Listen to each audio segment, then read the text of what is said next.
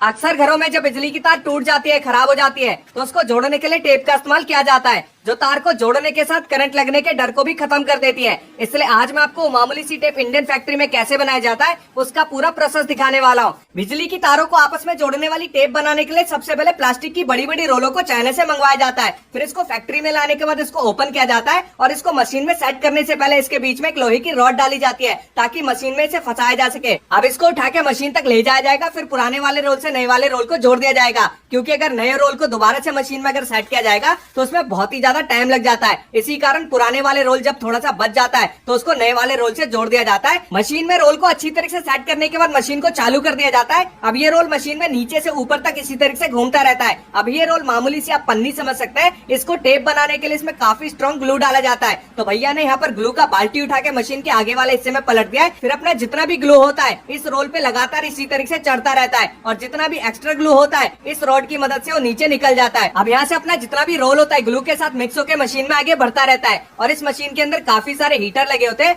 जो कि रोल के ऊपर जितना भी ग्लू होता है उसको सुखाने का काम करता है। और यहाँ से टेप बनाने का मेन प्रोसेस भी स्टार्ट हो जाता है, जिसके लिए भैया ने गत्ते का एक पतला सा रोल लिया है और उसको टेप वाली शीट के साथ अच्छी तरीके से जोड़ दिया जाएगा। तो ये देख सकते हैं इस तरीके से जोड़ा जाता है और जो अपना रोल बनके तैयार हो जाता है उसको काट के अलग कर दिया जाता है। फिर इसको मशीन में इस तरीके से सेट कर दिया जाता है और मशीन को चालू कर दिया जाता है। अब यहाँ से जितने एमएम का टेप बनेगा उस हिसाब से मशीन को सेट कर दिया जाता है। जैसे अभी जो टेप बन रहा है जिसकी थिकनेस 0.125 mm, लंबाई 8 मीटर और चौड़ाई 18 mm है। और जब एमएम पूरा हो जाता है तो यहाँ पर ऑटोमेटिक तरीके से मशीन बंद हो जाता है। इसके बाद भैया नया गत्ते का रोल लगाते हैं और जो हमारा टेप का रोल बनके तैयार हो जाता है उसको काट के अलग कर लिया जाता है। इसके बाद एक एक करके इसको इस तरीके से जमा किया जाता है। तो भैया कुछ ही घंटों में काफी सारा यहाँ पर टेप का रोल बना के तैयार कर देते हैं। फिर इस रोल को स्लाइसर मशीन में डाला जाएगा और इसकी एक एक करके कटिंग की जाएगी। तो ये देख सकते हैं इसको स्लाइसर मशीन में सेट करने के बाद ये अपना कटर आ चुका है। इसके बाद एक एक करके इसको इस तरीके से काटा जाता है और इस काम को बहुत ही ज्यादा बारीकी से किया जाता है, क्योंकि जरा सी भी गलती हुई तो पूरे टेप का रोल खराब हो जाएगा। लेकिन भैया अपने काम में इतने ज्यादा एक्सपर्ट हो चुके हैं कि भैया से अब कोई भी गलती नहीं होती है और भैया लगातार इसी तरीके से कटिंग करते रहते हैं। और आप देख सकते हैं बराबर मात्रा में यहाँ पर कटिंग हो रही है,